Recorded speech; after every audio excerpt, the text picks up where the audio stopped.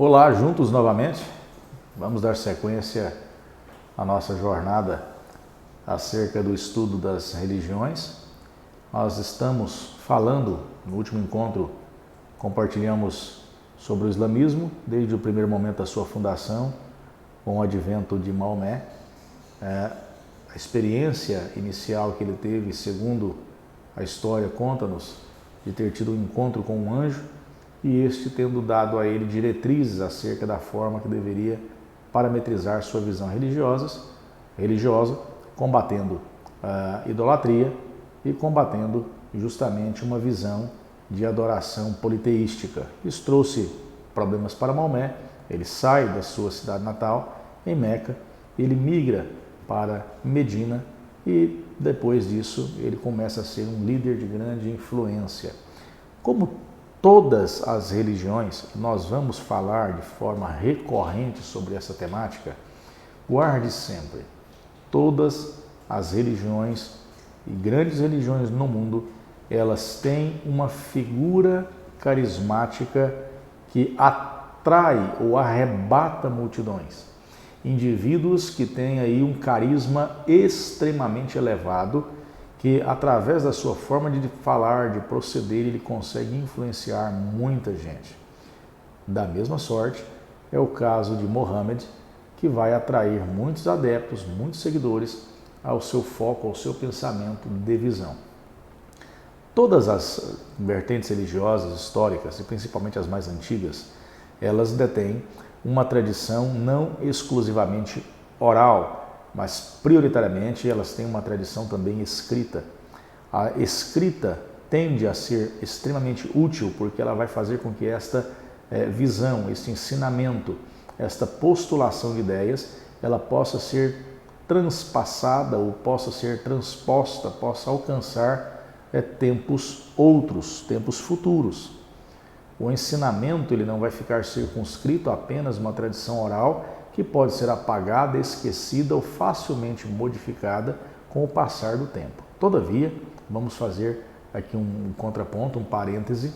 O livro sagrado do Islã, que nós chamamos de Alcorão, esse livro ele passa a figurar como sendo escritura sagrada para os muçulmanos, tendo por pressuposto aquilo que fora falado por Mohammed, ou falado pelo profeta Maomé. Todavia, o mesmo vai ser compilado, construído, transcrito, elaborado para chegar ao que ele hoje é, através de reportagens. As pessoas começaram então a preocupar-se com aquilo que fora ensinado pelo profeta, uma vez que depois de morto, tais ensinamentos eles poderiam ser não apenas difundidos, mas mesmo difundidos, diluídos, porque muitos diziam coisas que, segundo ele disse, mas as pessoas não tinham como comprovar o dito. De sorte que resolveram então, os seus seguidores mais próximos, estar fazendo anotações pontuais dos ensinamentos do profeta, e eles tiveram o cuidado de solicitar às pessoas que contassem para eles aquilo que eles haviam ouvido do profeta. E aí, muita gente chegava e dizia: olha, o profeta falou isso, o profeta falou aquilo, o profeta falou assim, o profeta falou dessa forma. Quando eles reuniram aquele volume gigantesco de informações acerca do que o profeta havia dito, naturalmente eles não teriam um único volume de escrito, mas eles teriam vários volumes de escrito acerca das possíveis falas do profeta. Aí, esses indivíduos tiveram uma brilhante ideia. Resolveram então fechar o raio de informação daqueles indivíduos que poderiam atestar o que possivelmente o profeta havia dito, que fossem pessoas do seu círculo íntimo. Pessoas estas, então, que estariam sendo ouvidas e das suas falas, as anotações seriam feitas a fim de que pudessem transcrever para a formatação daquilo que hoje nós conhecemos como Alcorão. E o próprio termo é um termo simples que vem a significar leitura ou recitação. Você deve se lembrar que no último encontro nós deixamos claro que o Islã é muito similar, é muito parecido com o judaísmo, em uma premissa particular daquilo que nós vamos chamar de doutrinação. A doutrinação para os povos do Médio Oriente, ela é uma característica de ensino-aprendizagem imposta de forma coercitiva. O indivíduo, desde a sua infância, ele precisa ser bombardeado com o conhecimento daquilo que ele precisará levar para toda a sua vida, uma vez que a religiosidade daquele povo, ela sobrepõe a sua vida política, por assim dizer. Então eles precisam ser doutrinados, uma vez que eles são religiosos e não simplesmente seres políticos. E eles começam a ser bombardeados na infância. O texto vai sendo massivamente apresentado, repetidamente recitado, e eles são levados a encarnar o texto, a decorar o texto. Repito, isso acontece também no judaísmo. Você não vai se surpreender quando vir, por exemplo, um judeu ortodoxo recitar todo o bloco, o compêndio, a biblioteca da qual nós chamamos de Pentateuco. Eles mencionam a chamada Torá de forma verbal, de forma que, decorando através do aprendizado de leitura, releitura e releitura, eles vão aprendendo a recitar o texto sagrado. Eles decoram toda a Torá. Isso é surpreendente.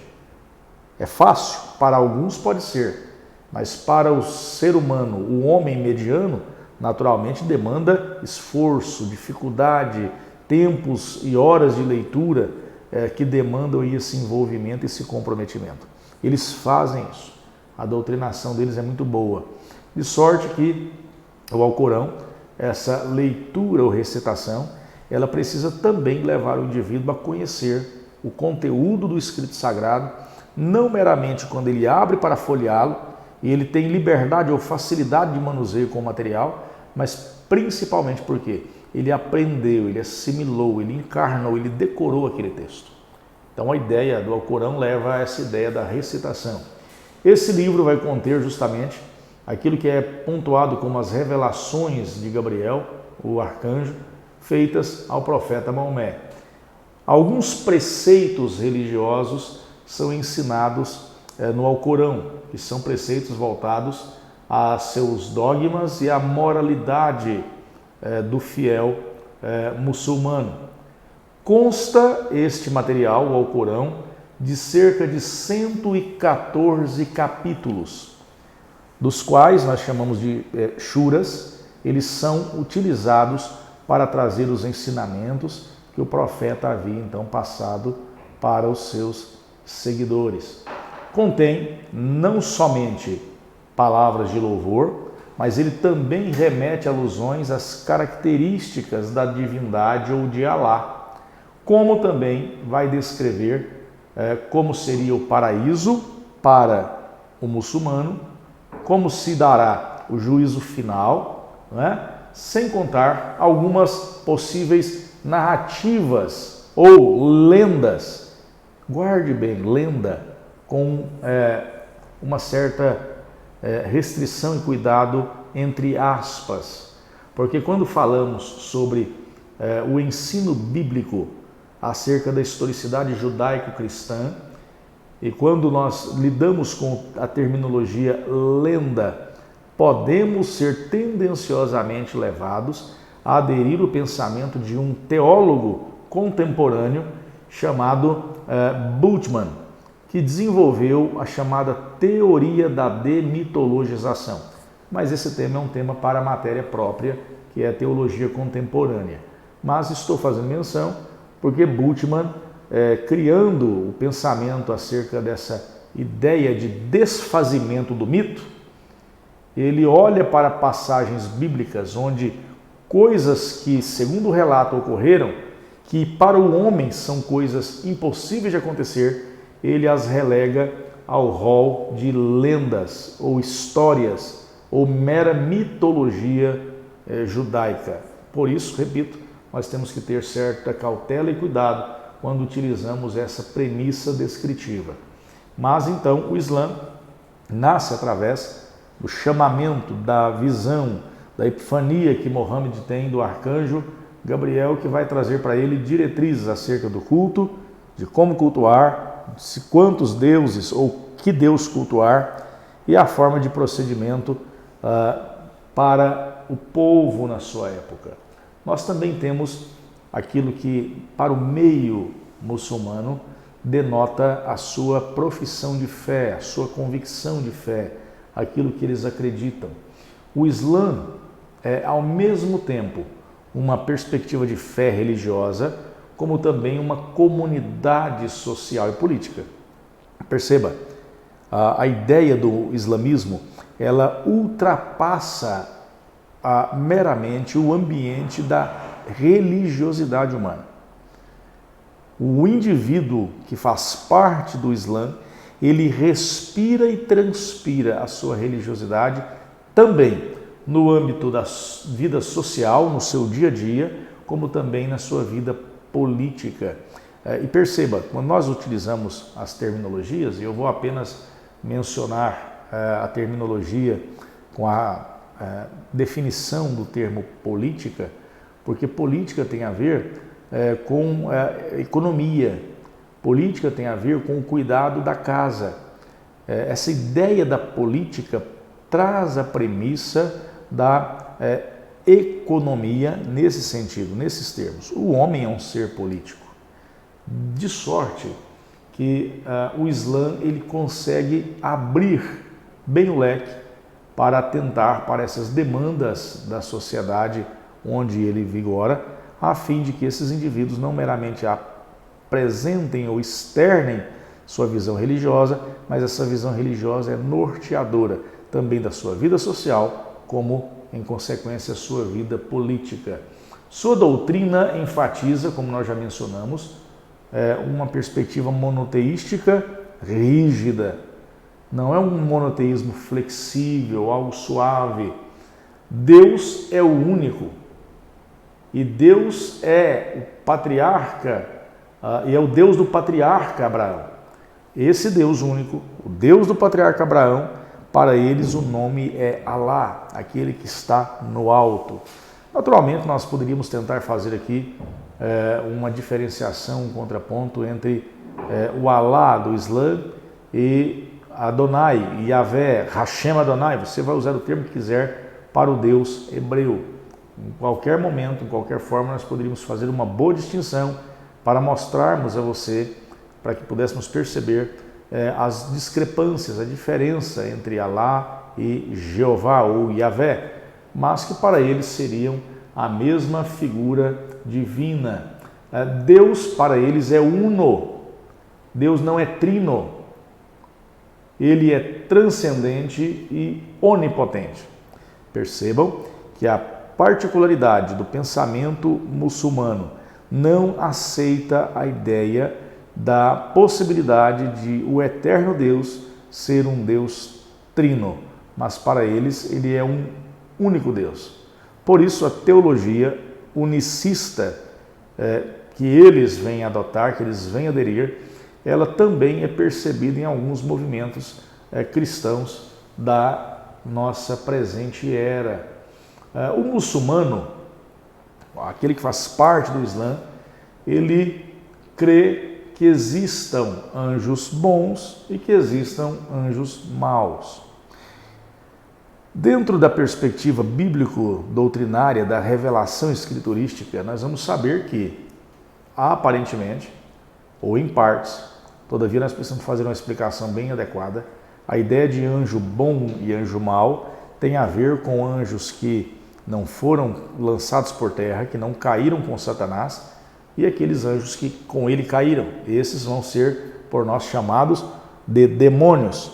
Então essa ideia de anjo bom e anjo mau, meramente o fato de dizer que ele continua sendo um anjo de luz, ela é equivocada.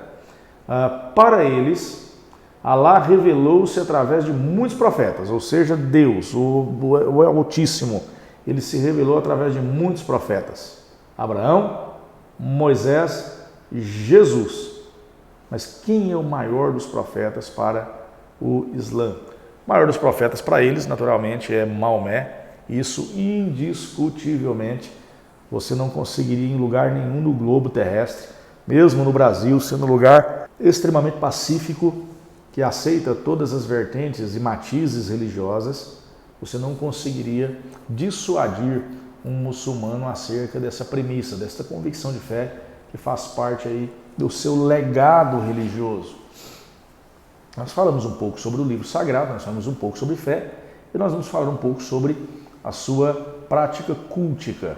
Como esses indivíduos eles estão reunindo-se, relacionados à forma de demonstração pública, coletiva da sua fé. Eles têm alguns fundamentos. Fundamentos esses que eu quero passar para você de forma pontual. São pelo menos 5 aspectos que compõem pronta e pontualmente a sua vida religiosa, a sua agenda religiosa. Ela precisa ser construída em torno desses 5 pilares ou 5 obrigações fundamentais que devem ser guardadas pelo fiel. Primeira delas, profissão de fé na unidade de Deus, percebam, Alá e a missão do profeta Maomé, emitindo repetidamente que não há outra divindade senão Alá e Maomé é o seu profeta. Então, nós vamos ter aí esta palavra que eles utilizam. Então, abre aspas, essa é a palavra que eles professam como um mantra, como uma reza, por assim dizer. Não há outra divindade senão Alá e Maomé é o seu profeta. Esse primeiro aspecto denota a sua profissão de fé ou a sua demonstração de fé pública. O segundo aspecto que é fundamental para a característica da religião muçulmana seria a oração. Ela é feita 5 vezes ao dia. Eles normalmente se ajoelham sobre um tapete, eles se direcionam, eles sabem, eles aprendem, eles guardam na mente qual é a direção através do uso aí da rosa dos ventos, de bússolas, enfim. Eles se norteiam por isso para saber qual é o lado, qual a direção que está voltado para a cidade de Meca. Ele pode estar aqui no Brasil, a obrigatoriedade para ele é visitar pelo menos uma vez na vida uma das cidades de peregrinação. Ele precisa ir lá uma vez na vida. Mas se até agora ele não foi, depois de alguns anos, qual é o pensamento, como ele percebe, como ele vislumbra isso? A ordem é que ele aprenda a mirar a direção para uma das 2 cidades, Meca ou Medina, e ali fazer suas orações.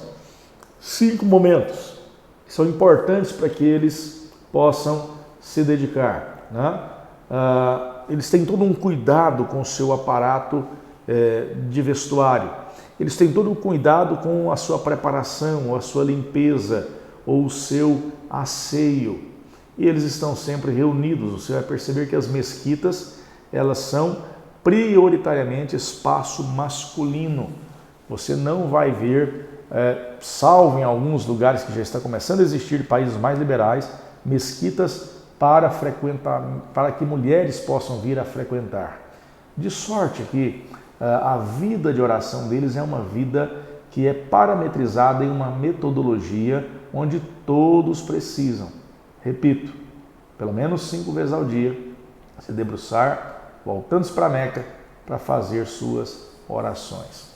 Outra coisa que é fundamental para o culto muçulmano, não apenas a ideia da profissão de fé, que Maomé é o grande profeta, não apenas a ideia da oração, que ela precisa ser considerada, sem dúvida alguma, mas eles apresentam ainda uma perspectiva de esmola, como sendo algo indispensável para que você pudesse alcançar o céu, como eles assim acreditam, um lugar que mana leite e mel, um lugar de delícias. Esse é o pensamento do homem muçulmano.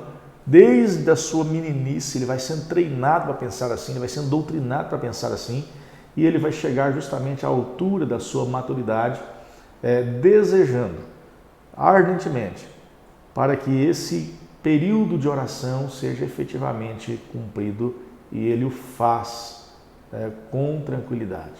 O homem, quando está se debruçando em oração, quando está se voltando em oração, ele naturalmente tende a tentar se desligar do ambiente onde está, seja qual ambiente for, para que ele possa aproveitar o momento da sua oração. Outra parte importante para o culto do Islã, essa sem dúvida alguma deve ser uma das partes mais emblemáticas para eles, que é o jejum do Ramadã. Esse jejum é o ato de se abster de comer, beber, fumar e fazer tudo o que nós pensarmos, né? Desde o nascer do sol até o acaso, e o texto vai mostrar para nós que estão dispensadas desse jejum do Ramadã as crianças, as pessoas que têm problemas mentais, os chamados dementes, os inválidos, os idosos e aqueles que são considerados pessoas fracas, o doente e o viajante, ou a mulher que amamenta, podem adiar este jejum. É feito no mês do Ramadã, mês em que Alá revelou o Alcorão.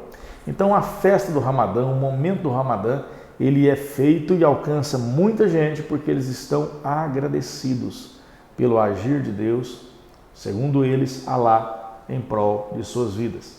Por fim, quinto e último aspecto propositivo, para nós entendermos aí mais ou menos como o muçulmano professa a sua fé e pratica a sua religião. E ele introduz os seus atos culticos do dia a dia. Por último, essa peregrinação à Meca.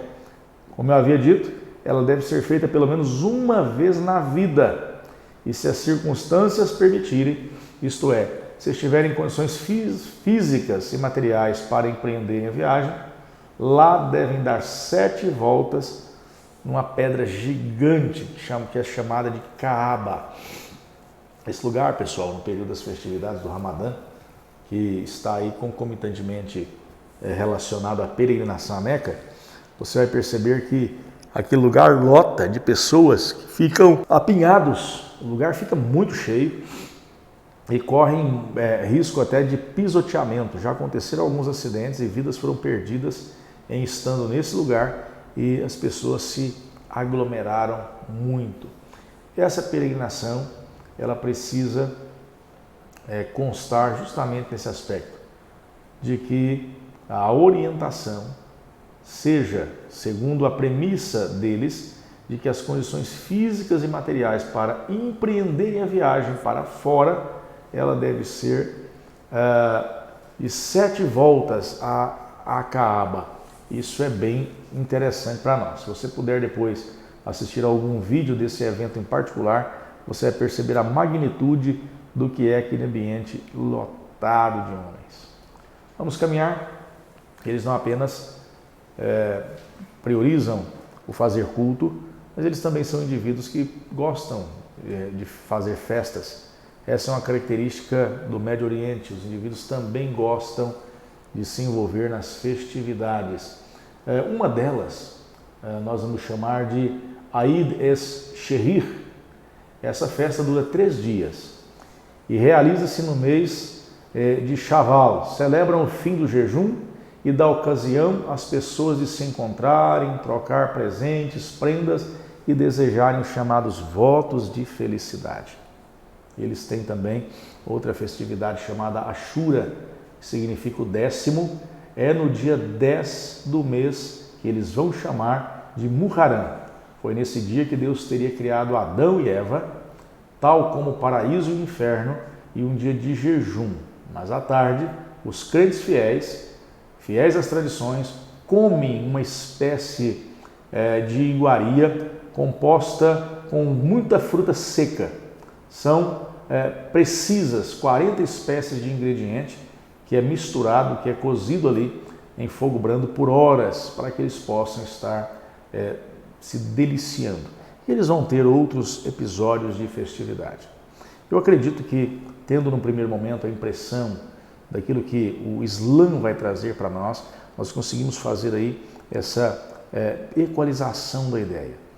As partes mais interessantes que precisamos guardar é que eles têm sido alvo de busca de muitas pessoas em vários lugares do mundo e em várias rodas ou círculos de sociedade, independente da classe social do indivíduo.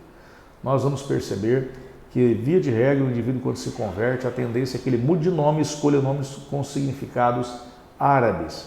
Por fim, nós falamos da similaridade ou da aparência que o islamismo tem com o cristianismo e também com o judaísmo. Dessa forma, eu gostaria que você pudesse entender a importância de fazermos essa leitura, porque o Islã é uma das religiões que mais crescem no mundo na atualidade. Ok? Vamos juntos, nós teremos um próximo encontro e nessa próxima feita estaremos começando a falar do judaísmo, que para nós cai muito bem, porque é interessante, uma vez que remonta às nossas raízes, vez que somos cristãos com essa matiz religiosa do judaísmo, não é? Nós somos de religião judaico-cristã. Precisamos estar atentos a essa historicidade, que para nós tem certa e grande importância para que possamos avaliar o conhecimento e fazer uma melhor leitura sensível do momento vivencial da história onde estamos inseridos. Ok? Abraço forte para vocês. No próximo encontro estaremos dando sequência ao estudo das religiões. Até lá!